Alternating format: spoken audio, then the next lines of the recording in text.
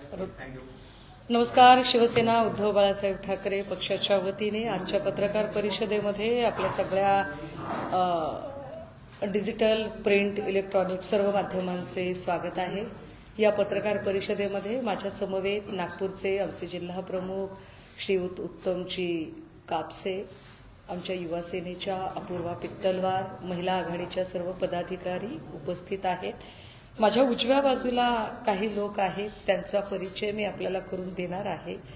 मला कल्पना आहे की नागपूरची पत्रकार परिषद म्हटल्यावर आपणही उत्सुक असता की मी काय नवीन कागदपत्र घेऊन आली आहे आणि मी काय सांगणार आहे. मुद्दा असा आहे की मागच्या म्हणजे या पावसाळ्यामध्ये पावसाने प्रचंड झोडपून काढलं शेतकऱ्यांना आणि शेतकऱ्यांना मदतीची अपेक्षा होती. किती मदत मागितली आपण त्यांना की ॲटलिस्ट तुम्ही हेक्टरी 50,000 रुपये दिले पाहिजे. त्यावेळेला सरकारने सांगितलं की पैसे नाही आहेत, तिजोरीत पैसे नाहीत असं वारंवार सरकारकडून सांगितलं जाते. सरकार वारंवार असं म्हणते की आमच्याकडे पैसेच नाही आहेत.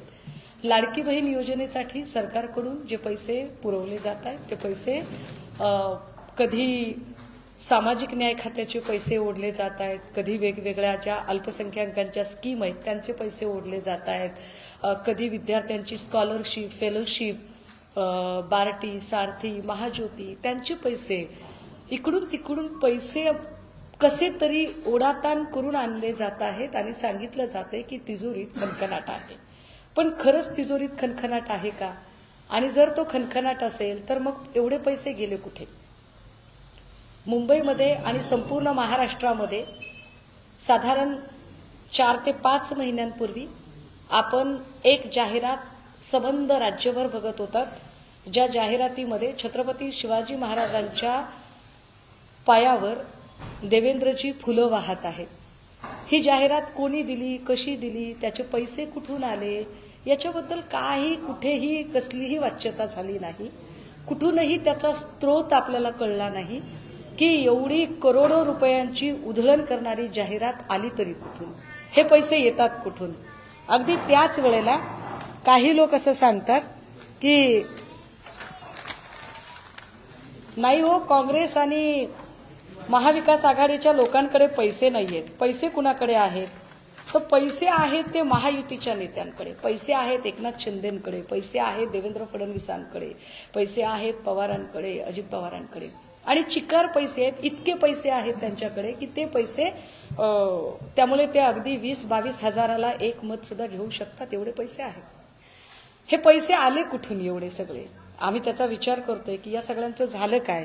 मी फक्त उदाहरण म्हणून सध्या एक प्रकरण आपल्याला दाखवत आहे. माझी अपेक्षा असेल की आज सन्माननीय पक्षप्रमुख उद्धव साहेब नागपूर अधिवेशनात येत आहेत आणि ते सभागृहात सुद्धा या विषयावर त्यांनी बोलावं, ते बोलतील अशी अपेक्षा आहे. मी काही डॉक्युमेंट माझ्यासोबत आणलेले आहेत. महाराष्ट्रामध्ये गेल्या 3-4 वर्षामध्ये अनेक ठिकाणी रस्त्यांचं काम सुरू झालं वेगवेगळ्या प्रकारे.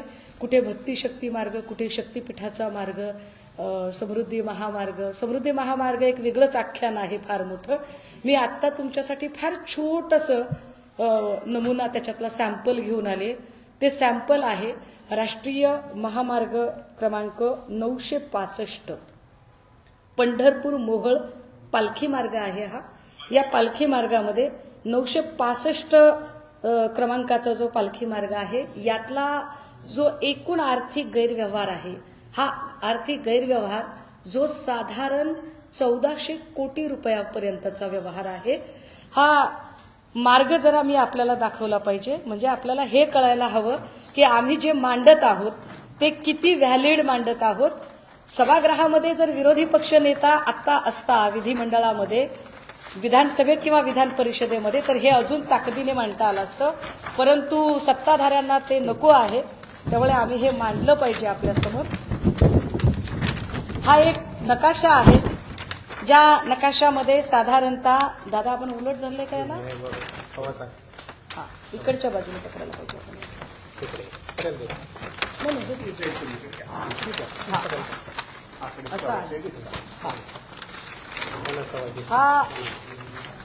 हा राष्ट्रीय महामार्ग आहे आणि या राष्ट्रीय महामार्गामध्ये हे जे आकडे आपल्याला दिसत आहेत 332, 318, 319, 319(3), 319(2), 304, 300/5, 300/6 हे जे आहेत हे सर्वे नंबर आणि गट नंबर आहेत।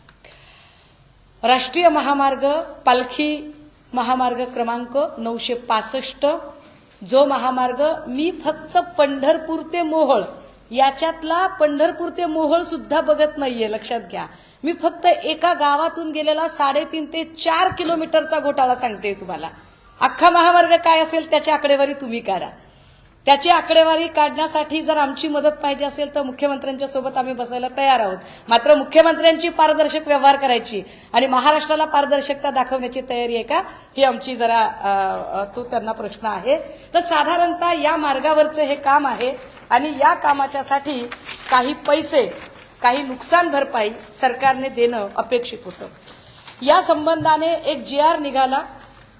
साधारण तो 18 पासून वेगवेगळ्या प्रकारचे GR आहेत। मोहोळ पंढरपूर आळंदी पालखी मार्ग रस्त्याचं 59 किलोमीटरचं काम आहे। हे एकूण जे किलोमीटर आहे ते, आणि याच्यासाठी राष्ट्रीय महामार्ग अधिनियम 1956 कलम 3G पोट कलम 1 अन्वये नुकसान भरपाईचा आदेश निवाडा निघाला। आदेश निवाडा निघाला तो पहिला निवाडा होता 9 जानेवारी 2018चा, 9/6/18, 6/7/18, 9/1/18, म्हणजे याची पहिली अधिसूचना दिनांक आहे ती 18ची आहे, 9 जानेवारीची। मग अधिसूचना दिनांक दुसरी ही 9 जुलै 18ची। याच्यावरचं मूल्यांकन केलं गेलं की नुकसान भरपाई दिली गेली पाहिजे। ती 9 जानेवारी 2018ला तो दिनांक आला आणि याचा मूल्यांकन आदेश जो आहे तो साधारण 9/12/2018चा आहे। याच्यातले खूप साऱ्या बारकाव्यांमध्ये ज्यांना याच्यात राष्ट्रीय महामार्ग अधिनियम 1956 मधील कलम 3A ची अधिसूचना प्रसिद्ध केल्याशिवाय अधिनियमाचे कलम 3B नुसार जमिनीमध्ये प्रवेश करणे, मापे घेणे, मोजणी करणे, हद्दी निश्चित करणे वगैरे बाबी करता येत नाहीत। म्हणजे प्रोसेस काय असते की आपल्याकडचं जे राष्ट्रीय महामार्ग बनवण्याचं जे खातं आहे, जे गडकरी साहेबांकडे आहे, तर गडकरी साहेबांच्या खात्याने पहिल्यांदा जागा निश्चित करायची, ती जागा संपादित करण्याची जबाबदारी राज्यातल्या खात्यावर द्यायची। राज्यातला भूसंपादन विभाग आहे त्यांनी जागा संपादित करायची। संपादित केलेली जागा कोणत्या शेतकऱ्याची आहे, किती मोजणी आहे, त्याच्यानुसार त्या जमिनीचा एकूण मूल्यांकन काढायचा, त्याचा रेडी रेकनर काढायचा, त्याच्यात फळझाडं आहेत का, पाईपलाईन आहे का, बांधकाम आहे का, काय काय त्यांचं नुकसान झालंय, बोरिंग आहे का, विहीर आहे का, आणि त्याच्यानुसार त्याचा नुकसान भरपाई संबंधित माणसाला द्यायची। अशी साधारणतः प्रोसेस असते। निधी केंद्र सरकार उपलब्ध करून देतं, वितरणाचं काम राज्यात ज्यांनी भूसंपादन केलंय आणि वितरण केलंय प्रांतच्या मार्फत दिलं जातं। म्हणजे खातं लक्षात असू द्यात की चंद्रशेखर बावनकुळे साहेब आणि खाली सगळी मंडळी आहेत। माझं या सगळ्यांच्या संबंधाने आता ही जी काही एकूण मांडणी आली याच्यामध्ये जिरायत शेतीच्यासाठी प्रति चौरस मीटर 60 रुपयाचा भाव होता। त्याच्यामध्ये ऊस शेती जर असेल तर प्रति चौरस मीटर 183 रुपयाचा भाव होता। जर फुलबाग असेल तर प्रति चौरस मीटर 187। बिनशेतीची जमीन नुसताच भूखंड आहे तर 990 प्रति चौरस, हायवेवरची जमीन असेल तर 1090 प्रति चौरस मीटर, आणि गावठाणातली मिळकत असेल तर 1190 प्रति चौरस मीटर, आणि औद्योगिक बिनशेती असेल तर 990 प्रति चौरस मीटर असे याचे भाव सांगितले गेले। मी 59 किलोमीटरचा महामार्ग पंढरपूर ते मोहोळ, या पंढरपूर ते मोहोळच्या महामार्गामध्ये एक गाव येतं पेन्नूर नावाचं। हे पेन्नूर नावाचं गाव, ज्या एका गावामधले एक शेतकरी माझ्या सोबत आहेत, त्यांचं नाव आहे श्रीयुत माने मारुती सुखदेवजी माने। मारुती सुखदेव माने यांची काही जमीन गेली त्या रस्त्यामध्ये आणि त्या जमिनीची नुकसान भरपाई त्यांना मिळावी त्यासाठी ते धडपडत होते आणि ती नुकसान भरपाई त्यांना मिळाली नाही। त्यानंतर त्यांनी जो शोध सुरू केला त्या शोधाचा परिणाम हा आहे की हे सगळं घबाड पुढे आलं। याच्यामध्ये काही निवाडे आले, काही लोकांना पैसे दिले गेले। पहिल्यांदा ढोबळमानाने मुद्दे सांगते।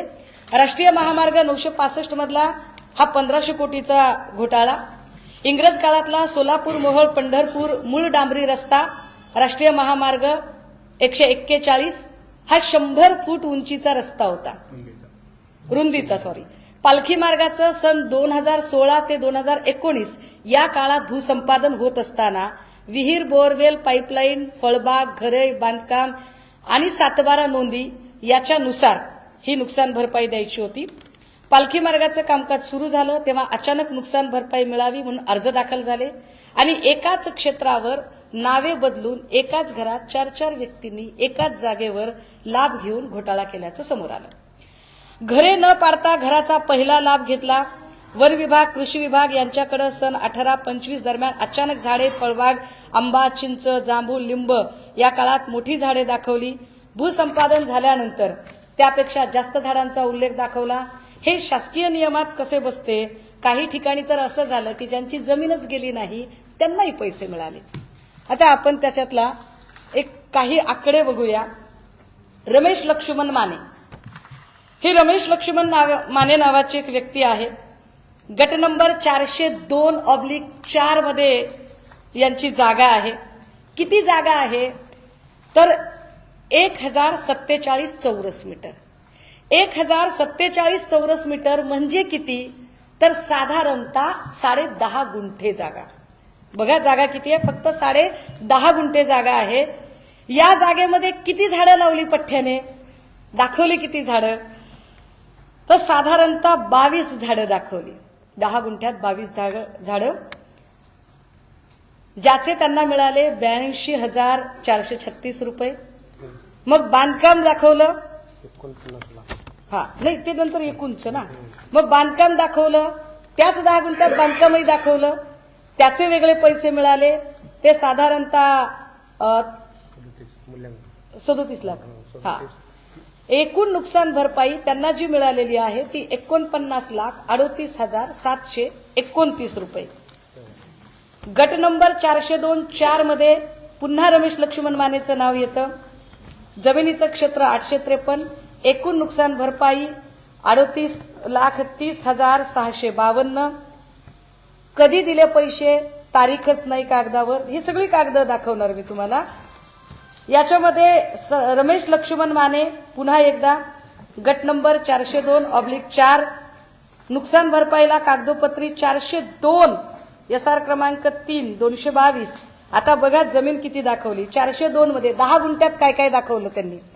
10 गुंठ्यात आधी बांधकाम दाखवलं, मग त्याचे 52,000 वेगळे। पुन्हा एकदा बांधकाम दाखवलं, त्या बांधकामाचे 27,33,560। मग वन झाडं दाखवली, त्याचे 4,67,000। मग फळझाडं दाखवली, त्याचे 2,29,174। मग पाईपलाईन दाखवली, त्याचे 2,24,100। तुम्हाला आश्चर्य वाटेल, पाईपलाईनचे साधारणतः 9,38,00,000 रुपये उचलले गेले, जेव्हा की त्या भागामध्ये कुठल्याही प्रकारची पाईपलाईनच झालेली नाही। काय सरकारचा कारभार आहे। हिशेब नाही मॅडम। आता हे एक एक आपण जरा बघूया।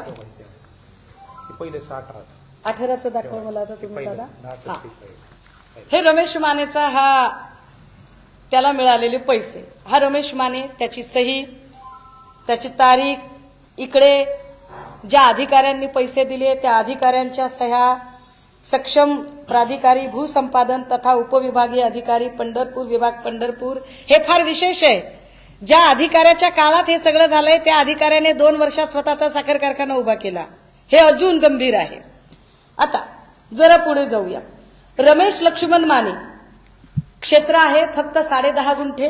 10.5 गुंठेमध्ये पैसे किती मिळाले त्यांना तर पैसे मिळाले 49,38,729 रुपये। 49 लाख। किती साली मिळालेले आहेत पैसे हे 2018 साली मिळाले।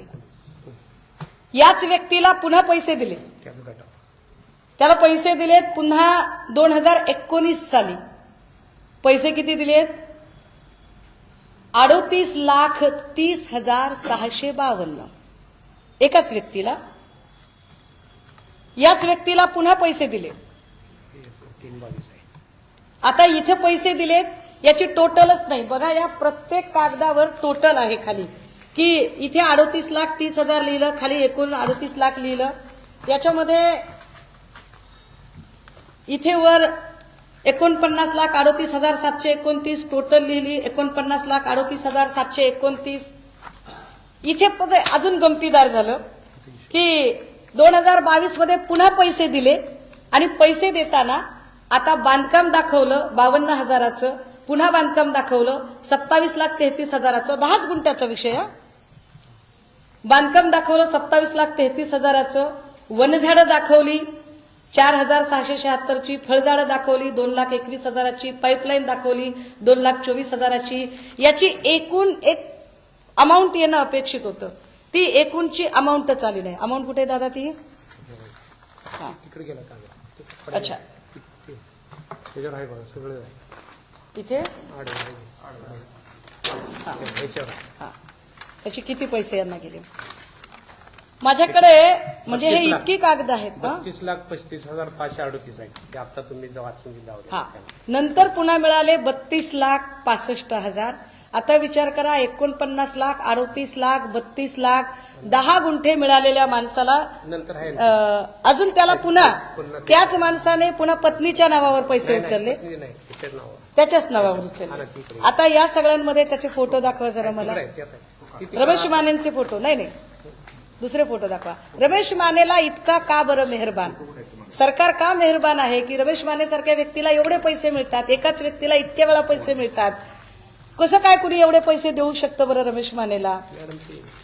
त्याचा संबंध काय येतो? त्यात आणखी 2 कलम माहिती, नंतर 2दा उचलले त्याच्यानंतर. नाही, हा, हे फोटो दाखवा मला सगळे. हा आहे रमेश माने. आता तुम्ही म्हणाल की फोटो कुणी कुणासोबत काढू शकतं, असं नाही. हा कुणी कुणासोबत काढलेला फोटो नाही, हा त्यांचा रीतसर पदाधिकारी माणूस आहे. दुसऱ्या कलर झेरॉक्स काढल्यात सगळ्या. हा, हा, रमेश माने दाखवा मला तुम्ही पटापट. अजून फोटो दाखवा रमेश मानेचे. का बरं काढले नाही? बर मॅडम ती पण दुसरी कलम सांगा की कुठली? त्यात आहे ती घ्या, आड्याला घ्या. हे दाखवा. आता ह्या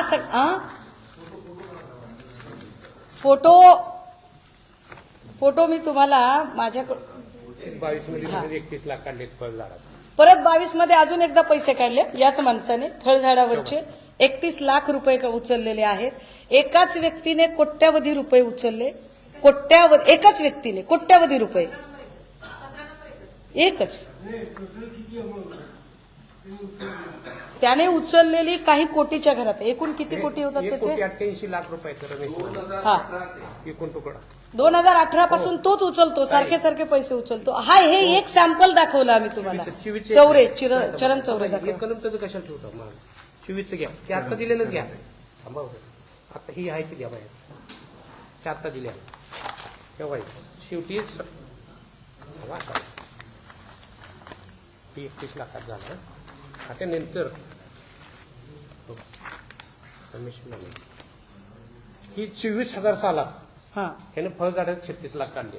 आता फळझाडं 2 वर्षात पुन्हा फळझाडं लावली. एकच वर्षात किती वेळा फळझाडं आणि किती वेळा की 2022 मध्ये ज्या माणसाने पैसे उचललेत, ऑलरेडी 51 लाख रुपये उचललेत, त्यानेच परत 2024 मध्ये पुन्हा फळझाडांवर पैसे आहेत, पुन्हा 36,79,840 रुपये. आता ही एकच व्यक्ती पुन्हा पैसे उचलते. ती का पैसे उचलू शकते? कारण या व्यक्तीचे जर एकूण लागे बांधे बघितले, यांचे पाईपलाईनचे पण आहे. यांचं पाईपलाईनचं दाखवा कागद.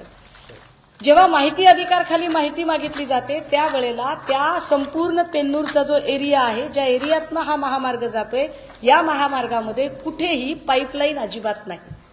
जर पाईपलाईनच नाही तर पाईपलाईनचे पैसे आले कुठून? काय प्रांतने याची सगळी चौकशी केली नव्हती का? भूसंपादन अधिकाऱ्यांनी याची चौकशी केली नव्हती का? हे पाईपलाईनचे पैसे साधारण रमेशचे दावायचं आहे पाईपलाईन दाखवा ना तुम्ही मला. रमेशची या सगळ्यांमध्ये जे जे पैसे दाखवले ते एकूण जर पैसे बघितले तर जिथे पाईपलाईन नाही तिथे ती पाईपलाईन दाखवली गेली. ही कागद किंवा हे सगळे आकडे इतके किचकट करून ठेवले. विशेष या सगळ्या अधिकाऱ्यांच्या विरोधात असं नाही की या अधिकाऱ्यांबद्दल मुख्यमंत्र्यांना माहीत नाही, हे फार विशेष आहे. या सगळ्या अधिकाऱ्यांबद्दल मुख्यमंत्र्यांना माहीत आहे. मुख्यमंत्र्यांकडे याबद्दलचं पत्र लिहिलं गेलं आणि मुख्यमंत्र्यांना ते सांगितलं गेलं.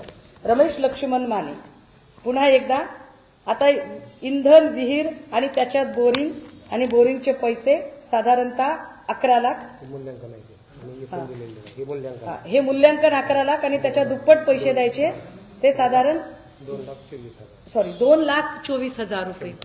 एका व्यक्तीला जेव्हा एवढे पैसे मिळतात आणि ते पैसे वारंवार हे असे एका व्यक्तीच्या नावावरचे पैसे, प्रश्न असा निर्माण होतो की हे पैसे या एका व्यक्तीला मिळालेत, यालाच मिळालेत की अशा एकाच व्यक्तीचं किंवा अनेक व्यक्तींची शेतकऱ्यांची नावं दाखवून हे पैसे लाटले गेलेत. हे किती लोक आहेत, असे किती ठिकाणचे पैसे आहेत, आकडे दाखवा. हा, एका वेळेला एका ठिकाणी जी काही नुकसान भरपाईच्या शेतकऱ्यांची यादी असते त्या यादीमध्ये आपण असं गृहीत धरू की एकदा दिलेली रक्कम त्याच्यात एखादा शेतकरी राहू शकतो आणि मग त्याचं दुसऱ्यांदा शुद्धीपत्रक काढलं जातं. पण हे शुद्धीपत्रक काढताना किती वेळा शुद्धीपत्रक काढावं बरं, तर याच्यामध्ये एसआर क्रमांक म्हणजे याला आपण सोशल रिहॅबिलिटेशन जस्टिफिकेशन, सामाजिक पुनर्वसन करायचं आणि त्याचा एक निवाडा काढतं सरकार. या निवाड्यापोटी किती वेळा रक्कम काढली गेली.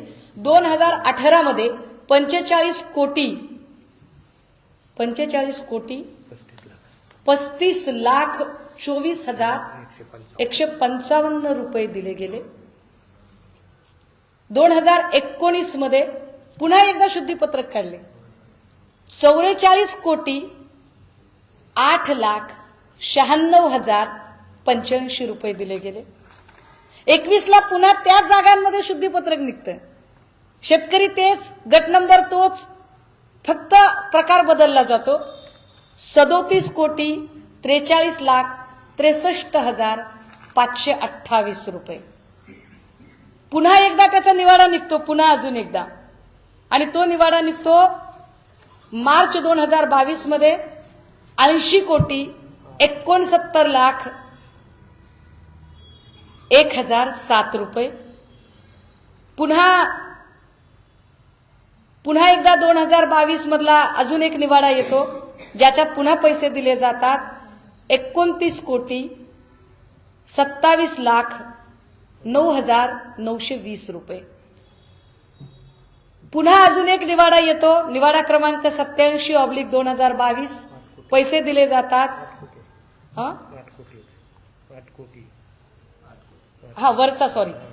40/2022 आणि पैसे दिले जातात 8,30,09,34 रुपये. पुन्हा निवाडा क्रमांक 87/2022 पैसे 1,43,63,030 रुपये.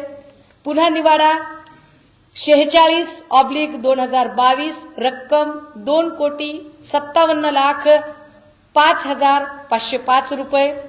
पुन्हा निवाडा 2023 ला त्याच जागेवर, फक्त पेन्नूर, एकाच गावचे आकडे सांगते मी तुम्हाला. पूर्ण 59 किलोमीटरचे आकडे सांगत नाहीये मी तुम्हाला. त्या 2.5 ते 3 किलोमीटर मधले आकडे सांगते की किती वेळा हे रकमा गेलेल्या आहेत. याच्यामध्ये पुन्हा एकदा 2030 11/2023 रक्कम गेली आहे 1,35,42,226. त्यानंतर 5/2019 रक्कम गेली आहे 9,78,34,265 रुपये. त्यानंतर 11/2023 रक्कम गेली आहे 1,35,42,228. त्यानंतर 3/2024 रक्कम गेली आहे 18,51,0615 रुपये. त्यानंतर पुन्हा 4/2022 रक्कम गेली आहे 78,61,000 30 रुपये. त्यानंतर 7/2024 रक्कम गेली आहे 15,63,369. त्यानंतर 2/2023 रक्कम गेली आहे 51,62,164. त्यानंतर 21/2023 रक्कम गेली आहे 53,02,637. त्यानंतर 73/2021 रक्कम गेली आहे 8,82,52,100 रुपये. आणि माझ्या पश्चात आणखी काय तिने निवड केली? आता हे निवाडे फक्त एका गावातले आहेत. विशेष मी 2 शेतकऱ्यांचं सॅम्पल सांगते. शेतकऱ्यांची नावं. एक आहे चरण चौरे, दुसरा आहे रमेश माने. चरण चौरे आणि रमेश मानेंचे फोटो मी यांना सांगितलेलं होतं की जरा साहेब जरा आपण फोटो व्यवस्थित करा. हा चरण चौरे. आता तुम्ही म्हणाल की फोटो सहज काढलेला आहे. नाही, असं नाही. हा फोटो सहज काढलेला नाही. हा चरण चौरे हा जिल्हा प्रमुख आहे एकनाथ शिंदे साहेबांचा.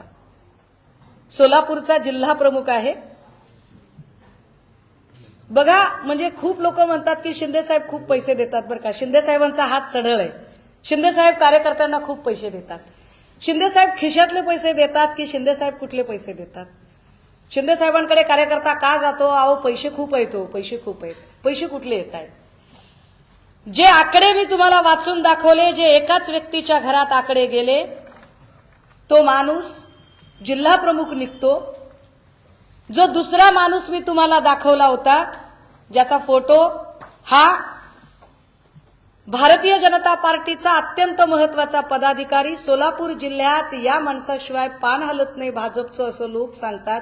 फडणवीस साहेबांची सगळी महत्वाची कामं अत्यंत विश्वासाने ज्याच्यावर सोपवली जातात, तो हा रमेश माने, जो देवेंद्र फडणवीसांचा सोलापूरमधला राईट लेफ्ट वगैरे काय काय ते.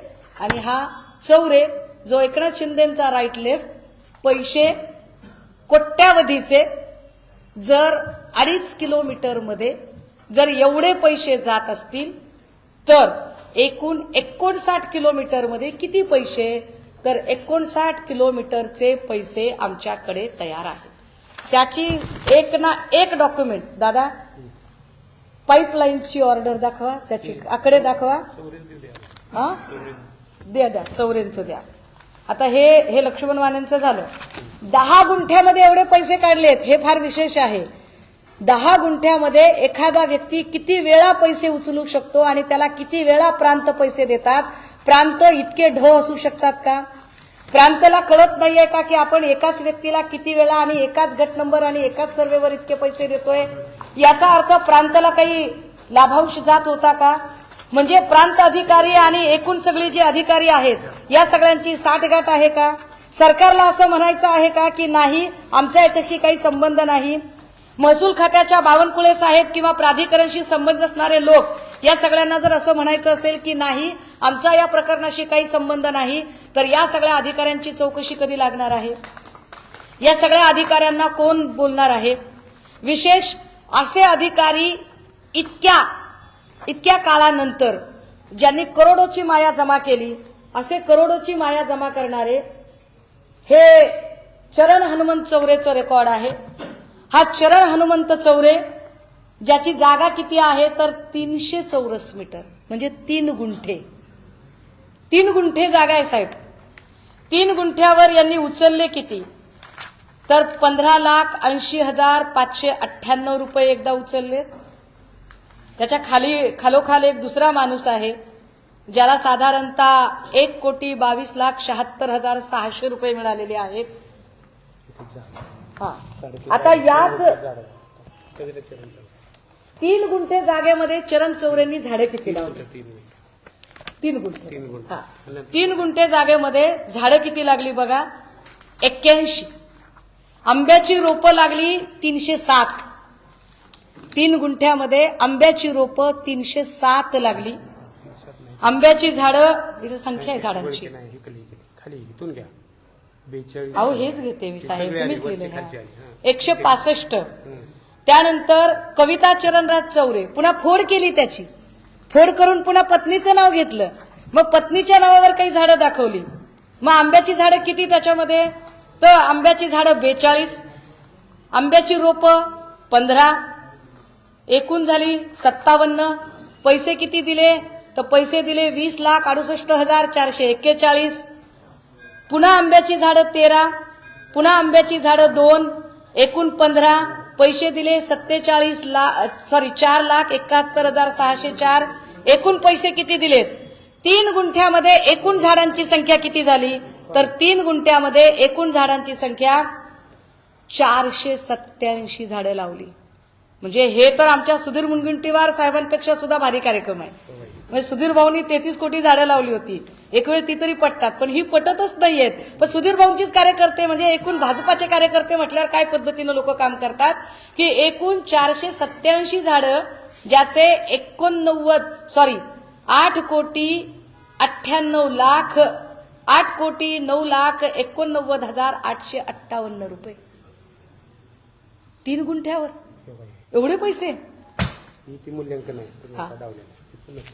परत पत्नीच्या नावावरची ही नुकसान भरपाई त्याच केसमधली 51,66,810. आकडे नुसते बघत जायचे आपण. 2.5 किलोमीटरचे. मी 2.5 किलोमीटरचं सॅम्पल ठेवलंय आपल्या समोर. मी 2.5 किलोमीटरचं सॅम्पल यासाठी ठेवलंय की ज्या सरकारला स्वतःच्या पारदर्शकतेचे फार असे ढोल वाजवावेसे वाटतात, त्या सरकारला आमची विनंती आहे की तुम्ही विधान परिषदेत आणि विधानसभेमध्ये विरोधी पक्ष नेत्याला बसू देत नाही. तुम्ही जाणीवपूर्वक विरोधी पक्ष नेता नसावा आणि तुमचे घोडे तुम्ही मोकाट दामटावे, या पद्धतीने तुमचा मोकाट अनियंत्रित कारभार तुम्ही चालू ठेवता. जर तुमच्यामध्ये खरंच चाड असेल, जर तुम्हाला खरंच लोकप्रतिनिधी म्हणून पारदर्शक कारभार तुम्हाला करायचा असेल, तर या सगळ्या आकड्यांबद्दल सभागृहात देवेंद्रजींनी बोललं पाहिजे. या सगळ्या आकड्यांबद्दल भूसंपादन खाते आणि हा सगळा निधी, जो केंद्रातून आलेला निधी, जो इथल्या लोकांनी वितरित केला, तो निधी वितरित करताना संबंधित सगळ्या खात्याच्या मंत्र्यांनी याच्यावर बोललं पाहिजे. आणि जर त्यांना बोलता येत नसेल तर त्यांनी त्यांचे राजीनामे तयार ठेवले पाहिजेत.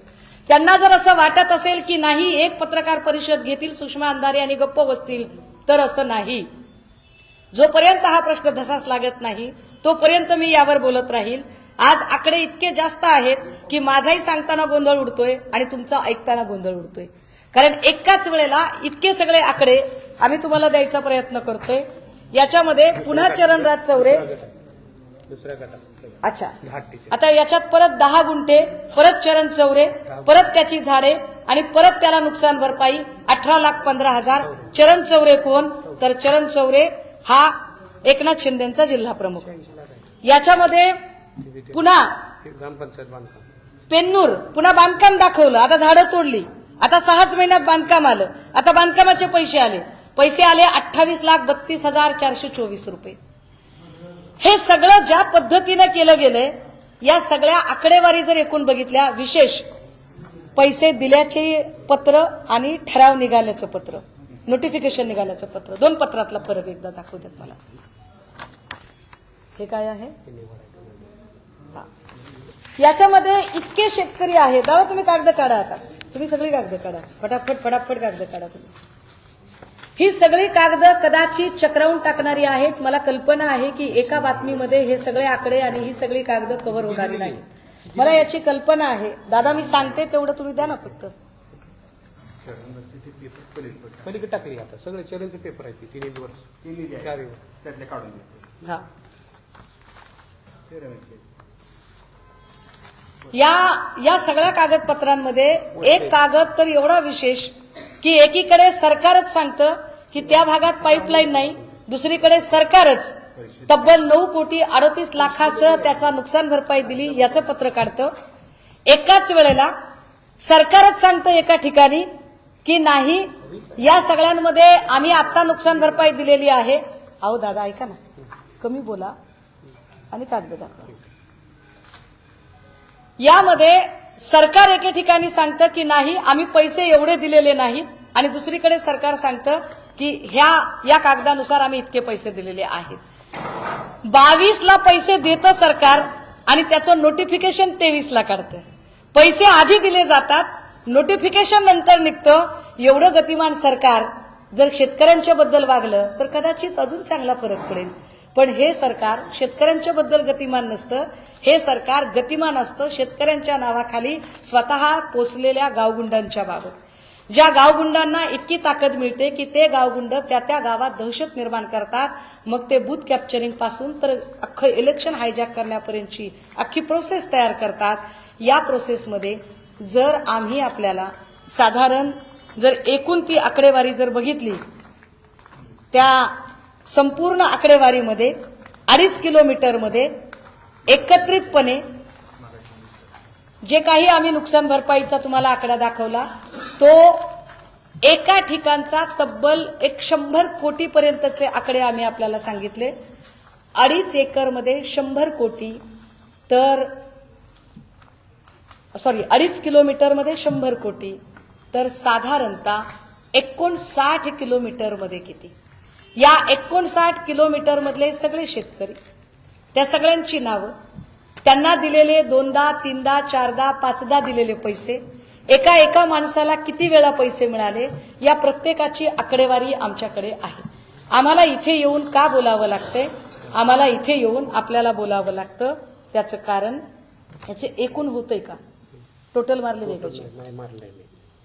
बरं, टोटल ही सव्वाशे कोटी पुढे जातं. हे आकडे इतके चक्रावून टाकणारे आहेत की याची टोटल इथं अक्षरशः मारणं शक्य झालं नाही, कारण एवढ्या सगळ्या कागदपत्रांचा अभ्यास करून. पण आता आमचं अपील आहे, निवेदन आहे सन्माननीय मुख्यमंत्र्यांना, आजच्या कामकाजात गुडी बोलणं त्यांनी बंद करावं. सरकार म्हणून राज्याचे मुख्यमंत्री आणि उपमुख्यमंत्री यांनी लुटूपुटूचा खेळ बंद करावा. लुटूपुटूची लक्षवेधी, पॉइंट ऑफ इन्फॉर्मेशन, आयत्या वेळचे विषय, हे सगळे विषय जरा बाजूला ठेवावेत. आणि महत्वाचा विषय की पालखी महामार्गामध्ये जो घोळ घालून ठेवलेला आहे आणि भूसंपादन, एकाच जागेचं भूसंपादन जे तुम्ही 10 12 वेळा करून त्याचे पैसे तुम्ही कमावलेले आहेत, हे पैसे कुठे आहेत? हे पैसे जर थेट शेतकऱ्यांना गेले तर अधिकाऱ्यांनी अत्यंत चूक केलेली आहे, मग अधिकाऱ्यांवर कारवाई व्हावी लागेल. अधिकारी जर म्हणत असतील की नाही आमची चूक झाली नाही, तर अधिकाऱ्यांनी सांगावं की हे पैसे कुणाच्या दबावापोटी गेलेले आहेत. जर अधिकाऱ्यांना अभय दिलेलं नसेल तर सरकारने तातडीने याच्यावर पावलं उचलली पाहिजेत. कारण प्रत्येक माणसाने प्रत्येक वेळा हा जो कागद दिसतो आणि फोटो दिसतो, या प्रत्येकामध्ये त्याने स्वतः एक जाहीर केलेलं असतं. हे जाहीर प्रकटन असतं की मी सांगितलेली माहिती खरी आहे, ही माहिती खोटी निघाल्यास ही संपूर्ण रक्कम व्याजासकट मी सरकारला जमा करायला तयार असेल. ही सगळी रक्कम सरकार वसूल करू शकतं, कारण ही सगळी रक्कम राजकीय कार्यकर्त्यांच्या खिशात गेलेली आहे. ही रक्कम शेतकऱ्यांच्या खिशात गेलेली नाही. शेतकऱ्यांना नुकसान भरपाई मिळालीच नाही, कारण ज्या मारुती सुखदेव माने जे माझ्या बाजूला बसलेले आहेत, ज्यांचं 2 ते 2.5 एकरचं क्षेत्र आहे, त्यांना त्यात नुकसान भरपाई मिळाली नाही. ज्याचं क्षेत्र आहे त्याला नुकसान भरपाई मिळत नाही, ज्याचं क्षेत्र नाही त्याला नुकसान भरपाई मिळते. आणि अशा नुकसान भरपाईच्या आकड्यांचा खेळ हा करोडोच्या घरात जातो, ज्यामध्ये पाईपलाईन सन 2016 ते 22 पर्यंत पाईपलाईन, विहीर आणि बोअरवेलची नुकसान भरपाई, 2023 ते 25 मध्ये अचानक या संदर्भातले अर्ज येतात. परंतु काय प्रांतला माहित नाही की पाईपलाईन तिकडे नव्हतीच, कारण प्रांतनेच माहिती अधिकारामध्ये पत्र दिले की त्या रस्त्यावर कुठल्याही प्रकारची पाईपलाईन नव्हती. मग तरीही 10 कोटी रुपये प्रांत कसे घेतात? प्रांतला इतकं सहज डोळ्यात धुळफेक करणं शक्य आहे का? संबंधित खात्यातल्या वरिष्ठ मंत्र्यांचा, सचिवालयाचा, वरिष्ठ अधिकाऱ्यांचा, IAS ऑफिसर्सचा याच्यामध्ये हातखंडा नसेल कशावरून? आणि जर नसेल तर तसं सभागृहामध्ये या संबंधाने सन्माननीय मुख्यमंत्र्यांनी आता उत्तरं दिली पाहिजेत. कारण हे माहिती अधिकारमध्ये स्वतः कार्यालयाने दिलेलं पत्र आहे, ज्या पत्रामध्ये कार्यकारी अभियंता सार्वजनिक बांधकाम विभाग क्रमांक 2 सोलापूर वरील विषयी आपले दिनांक 11 जानेवारी 2023 चा अर्ज कार्यालय नोंदणी क्रमांक 3/23 रोजीचा अर्ज या कार्यालयास टपालाद्वारे 11 जानेवारी 2023 रोजी प्राप्त झाला। या अर्जात आपण माढा मोहोळ पंढरपूर राज्य महामार्ग क्रमांक 141 खालून गेलेल्या पाईपलाईन परवानगीविषयी माहिती मागितली आहे। त्यानुसार कार्यालयाकडून उपलब्ध कागदपत्रांची व दस्तावेजांची तपासणी केली असता मोहोळ पंढरपूर राज्यमार्ग क्रमांक 141 खालून गेलेल्या पाईपलाईन परवानगी दिसून येत नाही। सबब सदर माहिती निरंक आहे। वरील कळविण्यात आलेली माहिती आपणास अमान्य असल्यास व आपणास अपील करावयाचे असल्यास ते अपीलीय अधिकारी आपण अपील करू शकता असं त्यांनी म्हटलंय। आणि त्यांनी स्पष्टपणे सांगितले की आमच्याकडे अशी कुठलीही पाईपलाईन मुळात केलेलीच नाही। सार्वजनिक बांधकाम विभाग सांगते हे आकडे लाभार्थी घेतलेल्या लाभ घेतलेल्या शेतकऱ्यांचे आकडे आहेत। हे शेतकरी नाहीयेत, हे फडणवीस शिंदे साहेबांचे कार्यकर्ते आहेत। याच्या जर मी याद्या वाचायच्या ठरवल्या की प्रत्येकाला किती किती पैसे गेले तर याचे एक मोठी आहेराच्या यादीपेक्षा मोठी यादी होईल।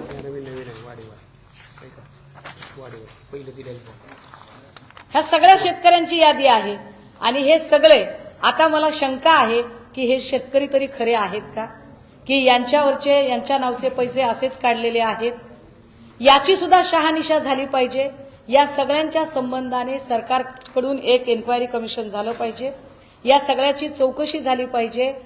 नसेल तर हे कोण आहेत, नेताजी तानाजी शिंदे, याच्या महसूल दप्तरी नोंदच नाही। हे अजून एक प्रकरण वेगळं। नेताजी तानाजी शिंदे नावाचा माणूस ज्याला साधारणतः 6,68,804 रुपये मिळालेत, याला नुकसान भरपाई म्हणून पैसे मिळालेत, पण याची सातबाऱ्याला कुठे नोंदच नाही। असे नोंद नसलेलेही अनेक नग आहेत की ज्यांची नोंदच नाहीये पण त्यांना पैसे मिळालेले आहेत।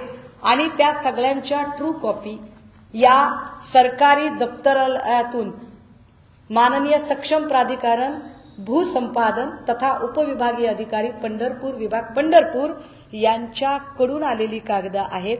म्हणजे याच्यात चूक असण्याचं काहीच कारण नाही। विशेष एवढं सगळं झाल्यानंतर पुन्हा अजून पैसे दिले गेले। एकाच व्यक्तीला किती वेळा पैसे देतील तर हे 2025 पर्यंत। या पद्धतीने मला याची कल्पना आहे की माझा इतका गोंधळ उडाला ही सगळी कागद बघताना, तर तुमचा गोंधळ किती उडाला असेल। मला याची कल्पना आहे की या सगळ्यांमध्ये मी जे म्हटलं की असं काहीच नाही की याची माहिती मुख्यमंत्र्यांना नाही। मुख्यमंत्र्यांनी सदरील प्रकरणाचा पाठपुरावा करणाऱ्या मारुती सुखदेव माने या व्यक्तीला 2 ते 3 वेळा दालनात बोलावले सुद्धा। त्याची लेखी नोंद आहे की त्यांना बोलावलं गेलं। मारुती सुखदेव माने याने जे सदोष अधिकारी आहेत त्यांची यादी दिली। या यादीवर मुख्यमंत्र्यांकडून काहीही कारवाई झाली नाही। त्यानंतर या यादीवर त्यांनी त्यांचा खाजगी वकील लावून या संबंधाने कोर्टात अपील करायचं ठरवलं। त्या अपीलाचाही कागद इथे आहे। अधिकारी कोण कोण आहेत याच्यामध्ये, आणि या सगळ्या अधिकाऱ्यांवर सभागृहातही चर्चा झाली पाहिजे। आणि या सगळ्या अधिकाऱ्यांची चौकशी करणारी चौकशी समिती राज्य सरकारकडून नेमली गेली पाहिजे। आणि या सगळ्या अधिकाऱ्यांनी हे सांगितलं पाहिजे की हे यांच्याकडून कशा पद्धतीने झालं, याच्यात कोण कोण वरिष्ठ होते, कुठल्या मंत्र्यांचे हात होते। कारण जेवढे म्हणून लोक आहेत लाभार्थी ते सगळेच्या सगळे देवेंद्र फडणवीस, एकनाथ शिंदे, जयकुमार गोरे, राजन पाटील या लोकांचे कार्यकर्ते आहेत। हे सगळेच्या सगळे सत्ताधारी लोक आहेत।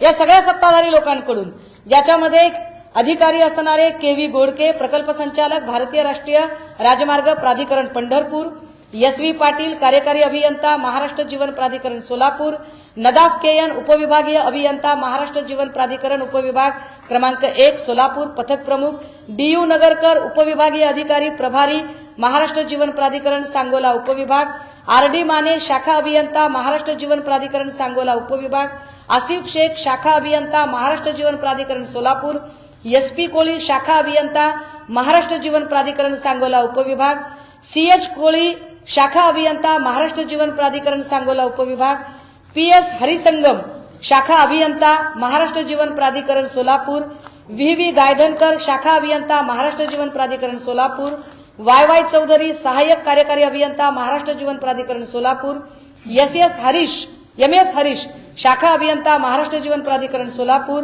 गगन गिरी गोसावी, प्रतिनिधी प्रकल्प संचालक भारतीय राष्ट्रीय राजमार्ग प्राधिकरण Pandharpur, A.K. Pandey team leader law in engineering, Vinod Kawalkar अभियंता law in engineering, S.S. Jadhav मंडल अधिकारी पेन्नूर, आर्यन पांढरे ग्राम महसूल अधिकारी पोखरापूर, R.S. पाटील ग्राम महसूल अधिकारी पेन्नूर आणि घाडगे ग्राम महसूल अधिकारी सारोळे. हे सगळेच्या सगळे अधिकारी, या अधिकाऱ्यांबद्दल मुख्यमंत्र्यांकडे ऑलरेडी माहिती किमान 4 वेळा आतापर्यंत गेली. 4 वेळा मुख्यमंत्र्यांना बोलण्याचा एका सामान्य शेतकऱ्याने प्रयत्न केला, पण एका सामान्य शेतकऱ्याचा आवाज मुख्यमंत्र्यांनी अजिबात ऐकला नाही. उलट वेगवेगळी माणसं या माणसाचा आवाज कसा बंद करता येईल आणि याला कसा संपवता येईल यासाठी प्रयत्न करत राहिली. मात्र या अधिकाऱ्यांची चौकशी लागली नाही. ज्या अर्थी या अधिकाऱ्यांची चौकशी लागली नाही, आमचा स्पष्ट आरोप आहे की एवढे सगळे टॉप टू बॉटम अधिकारी संघटित गुन्हेगारी करतात. ही संघटित गुन्हेगारी आहे आणि या संघटित गुन्हेगारीमध्ये एवढे सगळे पुरावे देऊन, हे सगळी कागदपत्र दाखवून जवळपास 7 ते 8 किलो अक्षरशः रद्दी होईल इतकी कागदपत्र माननीय मुख्यमंत्री, उपमुख्यमंत्री, महसूल मंत्री यांना दाखवूनही ज्या अर्थी या लोकांवर काहीही कॉग्निझन्स घेतला नाही, त्या अर्थी याच्यात महसूल मंत्र्यांचा हात आहे का? महसूल मंत्र्यांनी याचं उत्तर द्यावं लागेल. भूसंपादन विभाग असणाऱ्या खात्याने याचं उत्तर द्यावं लागेल. चालू पेंडिंग मध्ये. हा, आता हे एवढं कमी की काय म्हणून अजून एक नवीन नोटिफिकेशन याच्यात येणार आहे. आचारसंहितेमुळे हे पैसे थांबलेत. आचारसंहिता संपल्यानंतर अजून एकदा याचे पैसे यायचे, त्याचं हे पत्र आहे. 8.5 कोटी. आता पुन्हा अजून 8.5 कोटी रुपये येतील आणि चरण चौरे आणि माने यांना पुन्हा पैसे मिळतील. 2 माणसं पुन्हा पुन्हा सरकारला लुटतात. 2 माणसं पुन्हा पुन्हा. सन 2018 ते ऐका, थांबा दादा, आता तुम्ही काहीच बोलू नका या सगळ्यांमध्ये, कारण या सगळ्यांच्या मध्ये आमचं सरळ साधं निवेदन आहे की माननीय मुख्यमंत्र्यांनी या संबंधाने सभागृहात उत्तर देणं अपेक्षित आहे. माझ्या पक्षाकडून, माझ्या पक्षाचे विधानसभा आणि विधान परिषद विधिमंडळाच्या दोनही सभागृहामध्ये हा मुद्दा आज उद्या आम्ही पुन्हा उपस्थित करू. आज उद्या पुन्हा आम्ही याच्यावर बोलत राहू. जोपर्यंत या प्रश्नांची उत्तरं मिळत नाही, याचा सोक्षमोक्ष लागत नाही, तोपर्यंत आम्ही यावरती लढत राहू. पण जर या लोकांना अजूनही कॉग्निझन्स घेत, जर याची चौकशी, याच्यावरची कारवाई झाली नाही, या ज्या 2 व्यक्ती विशेषतः चरण चौरे, रमेश माने या अशा राजकीय पदाधिकारी असणाऱ्या लोकांना, ज्यांना करोडो रुपयांचा लाभ या निमित्ताने देण्याचा प्रयत्न करून त्यांचं सबलीकरण करण्याचा प्रयत्न, आपला पक्ष वाढावा म्हणून सबलीकरण करण्याचा प्रयत्न जो केला गेला, हा प्रयत्न या लोकांच्याकडून त्या रकमा परत घेतल्या नाही तर मात्र सामान्य शेतकरी असाच मरत राहील. कारण सामान्य शेतकऱ्यांचा साधा नुकसान भरपाई तुम्ही दिलेली नाही. ही सगळी रक्कम जरी एकत्रित केली आणि ती रक्कम जरी वितरित केली तरी सुद्धा महाराष्ट्रातल्या अवकाळी भागातल्या आणि अतिवृष्टीने ग्रस्त असलेल्या शेतकऱ्यांची नुकसान भरपाईची रक्कम निघू शकते. एवढी रक्कम 2.5 किलोमीटरच्या पट्ट्यातल्या लोकांना मिळाली. ते पैसे त्यांच्याकडनं वसूल झाले पाहिजेत. सरकारने त्याचा कॉग्निझन्स घेतला पाहिजे. आणि विशेष त्यासाठी सरकारने हे सांगायचं गरज नाही. म्हणजे जे सरकार सांगत आहे की तुम्ही आमच्याकडे पैसेच नाहीत, आमच्याकडे पैसेच नाहीत, तर तुमच्याकडे चिकार पैसे आहेत. फक्त तुमचे पैसे तुमच्या कार्यकर्त्यांना देण्यासाठी आहेत. तुम्ही सामान्य शेतकरी आणि कामगारांना ते पैसे देत नाही आहात. ते पैसे कुठे गेलेत? त्या पैशाचे सगळे ज्या अचानक आकाशगंगा, पाताळगंगा, जे असे पाताळात वगैरे जे पैसे दडलेले आहेत, ते सगळे पैसे आम्ही तुम्हाला दाखवायला तयार आहोत. मुख्यमंत्र्यांनी चर्चेसाठी जो अजिबात वेळ द्यायला तयार नसतात, कारण मुख्यमंत्र्यांचा सगळा वेळ पक्ष फोडणे, आमदार फोडण्यामध्ये आहे. त्यांनी तो वेळ उपलब्ध करून द्यावा. त्यांच्यासमोर आम्ही प्रत्येक कागद द्यायला तयार आहोत. आणि या सगळ्या संबंधाने जोपर्यंत इन्क्वायरी कमिशन बसत नाही तोपर्यंत हा लढा आम्ही लढत राहू. थँक्यू.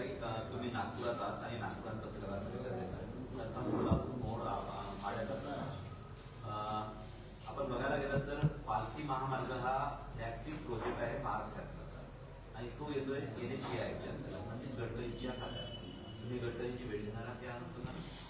मी मघाशीच म्हटलं की हा विषय गडकरी साहेबांच्या खात्याच्या अधीनचा आहे. मात्र याची प्रोसेस अशी असते की केंद्रातलं जे मंत्रालय असतं ते मंत्रालय महामार्गाचा एकूण रूट ठरवतं. त्यानुसार जमीन संपादित करण्याचा आदेश खाली राज्य सरकारच्या संबंधित खात्याला देतं. राज्य सरकार जमीन संपादित करतं. आवश्यक असणारा निधीचा आकडा वर कळवला जातो. वरून निधी उपलब्ध करून दिला जातो. निधीचं वितरण पुन्हा राज्य सरकारचं भूसंपादन खातं आणि भूमी अभिलेख हे सगळे म्हणजे महसूलशी संबंधित जे लोक आहेत ते त्याचं वितरण करतात. त्यामुळे हा विषय गडकरींपेक्षा सुद्धा जास्त हा बावनकुळेंशी संबंधित विषय आहे. एक दुसरं असं की आपण जे म्हणताय की जर हा विषय सोलापूर जिल्ह्यातला आहे तर तो इथे का, तर त्याचं कारण असं की या विषयामध्ये जेव्हा करोडो रुपये जातात, जवळपास 1500 कोटी रुपयांचे आकडे आम्ही तुम्हाला ऑन पेपर देऊ शकतो आणि त्यावर आम्ही वारंवार पत्रव्यवहार एक शेतकरी करतो तेव्हा त्या शेतकऱ्याच्या प्रत्येक पत्राला केराची टोपली सरकारकडून दाखवली जाते. तेव्हा त्याला एक मोठा आवाज अधिवेशनात करणं गरजेचं. त्याचं तिसरं कारण असं आहे की सभागृहामध्ये विरोधी पक्ष नेत्याने बोलूच नये यासाठी जाणीवपूर्वक खेळी करून विधानसभा आणि विधान परिषद दोन्हीकडे विरोधी पक्ष नेता नसणे ही फार मोठी पोकळी आहे. त्यामुळे सभागृहाच्या बाहेर पक्षाच्या वतीने हा मुद्दा मांडणे आम्हाला आधी गरजेचे वाटते. आम्ही आधी हा मुद्दा आपल्यामध्ये पत्रकारांमध्ये घेऊन येत आहोत आणि हा मुद्दा जसा सभागृहाच्या बाहेर मांडला जातोय तसा सभागृहाच्या आत सुद्धा आमचे अनिल परब साहेब असतील, भास्कर जाधव साहेब असतील, हे सगळेच नेते विधानसभेत आणि विधान परिषदेत लावून धरतील त्याची आम्हाला खात्री आहे. तुम्हाला वाटते का की महाराष्ट्र दिवाळखोर झालेला आहे? कारण की माजी आमदार हर्षवर्धन जाधव यांनी आता सदन मध्ये परिसरामध्ये दिवाळखोरीचं हे केलं होतं, त्यांना बोलू दिलं नाही आणि त्यामागे कारण याच पद्धतीचं आहे? नाही, मला नाही वाटत की महाराष्ट्र दिवाळखोर आहे.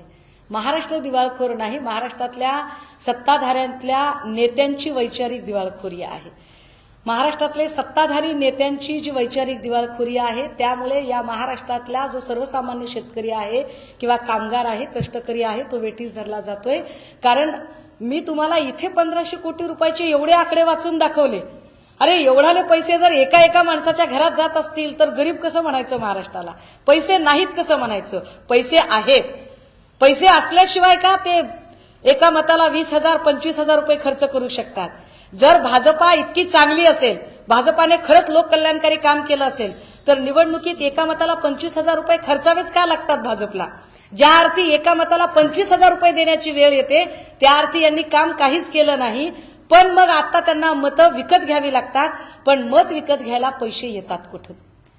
एका जिल्ह्यातला त्यांचा पदाधिकारी सांगतो की अरे आमच्याकडे तर खूप पैसे आले. ते पैसे येतात कुठून? तर पैसे अशा पद्धतीने येतात की एक योजना अशा पद्धतीने त्या योजनेचं अपहरण होतं आणि त्या योजना व्यवस्थितपणे आपापल्या कार्यकर्त्यांच्या सशक्तीकरणासाठी म्हणून निव्वळ कार्यकर्त्यांच्या सशक्तीकरणासाठी योजना काढल्या जातात.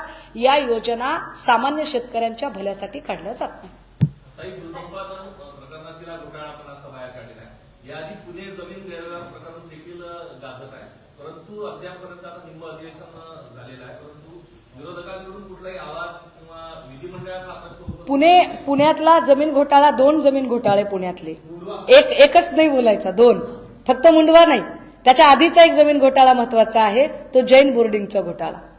जैन बोर्डिंगच्या जमीन घोटाळ्यामधला जे काही मुरलीधर मोहोळांनी तयार केलेला सगळा किओस, एकाच दिवसामध्ये जमीन मोकळी केली जाते, जमिनीवर बोजा चढवला जातो, लगेच बँक एका तासात बँक लोन प्रकरण मंजूर करते. एक लक्षात घ्या की जे पार्थ पवारांशी निगडीत जमीन प्रकरण आहे कोरेगाव पार्कचं, या कोरेगाव पार्कच्या जमीन प्रकरणामध्ये जे जबाबदार अधिकारी आहेत त्या अधिकाऱ्यांवर FIR दाखल झाली, गुन्हा दाखल झाला. त्याच्यामध्ये उपनिबंधकावर गुन्हा दाखल झाला, दुय्यम निबंधकावर गुन्हा दाखल झाला, परंतु असा कुठलाही गुन्हा मुरलीधर मोहोळांच्या प्रकरणात दाखल झाला नाही. हे फार विशेष आहे. पार्थ पवारच्या प्रकरणामध्ये इकडे राजीनाम्याची मागणी होते, पण त्याच वेळेला मुरलीधर मोहोळांच्या प्रकरणात मोहोळांच्या राजीनाम्याची मागणी होत नाही. आमचं म्हणणं आहे की दोघांच्याही राजीनाम्याची मागणी झाली पाहिजे. दोनही प्रकरणात एफआयआर दाखल झाली पाहिजे. दोनही प्रकरणात जर इकडे दुय्यम निबंधकाला निलंबन केलं जात असेल तर इकडे धर्मादाय आयुक्ताची सुद्धा बडतर्फी झाली पाहिजे. ज्या धर्मादाय आयुक्ताने जैन बोर्डिंग ट्रस्टच्या जागेच्या संबंधाने गैरव्यवहार करायचा प्रयत्न केला त्याची सुद्धा बडतर्फी झाली पाहिजे. त्याची चौकशी लागली पाहिजे आणि त्याच्यावर सुद्धा गुन्हा दाखल झाला पाहिजे. इव्हन ज्या बँकेने 1 तासाच्या आत लोन मंजूर केलं असे जर 1 तासात जर लोन मंजूर झाले तर बाबा इथल्या सुशिक्षित बेरोजगारांना तर काही बघायचंच काम नाही. तर 1 तासात ज्यांनी लोन मंजूर केलंय अशा बँकांना सुद्धा त्यांच्या चौकशा लागल्या पाहिजेत आणि त्या बँका सुद्धा लिक्विडेशनमध्ये काढल्या पाहिजेत. अधिवेशनाला मुद्दा आता उचलून जाणार आहे का? जसं उद्धव ठाकरेंनी भूसंपादन अधिवेशनामध्ये आम्ही भूसंपादनाचा हा मुद्दा उचलून धरत आहोत.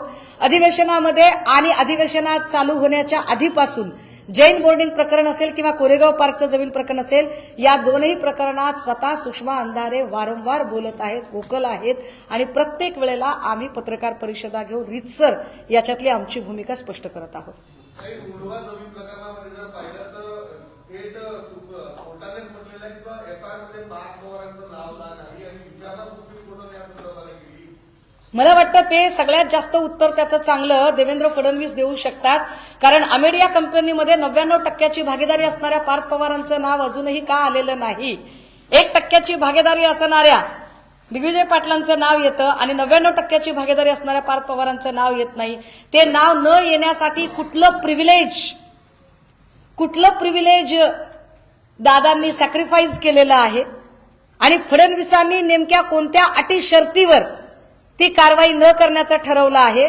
अगदी त्याच पद्धतीने मुरलीधर मोहोळ प्रकरणात मुरलीधर मोहोळांचं प्रकरण दाबण्यासाठी आणि त्यांना क्लीन चिट देण्यासाठी कुठलं प्रिव्हिलेज नेमकं सॅक्रिफाईस केलं गेलेलं आहे आणि मुरलीधर मोहोळांना कोणत्या गोष्टीसाठी आता वंचित राहावं लागणार आहे याची सुद्धा उत्तरं मला वाटतं फडणवीस साहेब जास्त चांगल्या पद्धतीने देऊ शकतात. मुरवा प्रकरणामध्ये अंजली दमानिया मागे म्हणाले होते की अजित पवार जोवर राजीनामा देणार नाही तोवर त्याचा सखोल आणि योग्य असा निर्णय घेता येणार नाही. तर तुम्हालाही वाटतं का की अजित पवार जोवर उपमुख्यमंत्री पदावरती आहे आणि ते पुण्यातनं त्यांचं पुण्यामध्ये दबाव असल्या कारणाने ते त्या सगळ्या असलं काही नसतं दादा. पुण्यामध्ये दबाव होता तर मग प्रकरण बाहेर कसं आलं? प्रकरण बाहेर कसं आलं जर दबाव होता तर? मुळात हे प्रकरण माहीतच नाही असं कसं होऊ शकतं? एखाद्या वडिलांना आपलं पोरगं काय करतंय हे कळत नाही हे मी समजू शकते. तुमच्याही वडिलांना कदाचित माहीत नसतं तुम्ही काय करताय ते. पण पालकमंत्र्यांना जिल्ह्यात काय चाललंय हे माहीत नाही असं कसं होऊ शकतं? जिल्हा नियोजन समितीच्या समोर अनेक विषय आले असतील ना. इलेक्ट्रिसिटीचा विषय असा आला असेल, रस्त्याचा विषय आला असेल, पाण्याचा विषय आला असेल आणि त्या विषयाच्या अनुषंगाने चर्चा झाली असेल ती माहीतच नाही कशी. पण त्याला जोडून अजून एक गोष्ट की जसा त्यांच्या राजीनाम्याचा विषय आहे महत्वाचा, मी आपल्या माध्यमातून अंजली दमानियांना पुन्हा सांगितलं पाहिजे तसाच मुरलीधर मोहोळांच्या राजीनाम्यासाठी सुद्धा जोर लावणं गरजेचं आहे. मुरलीधर मोहोळांना एक न्याय, भाजपच्या माणसाला एक न्याय आणि दुसऱ्या माणसाला एक न्याय असं करू नये. दोघांचेही राजीनामे मागा, दोघांवरही एफआयआर दाखल करा आणि दोघांच्याही प्रकरणातल्या सरकारी अधिकाऱ्यांचे निलंबन करा.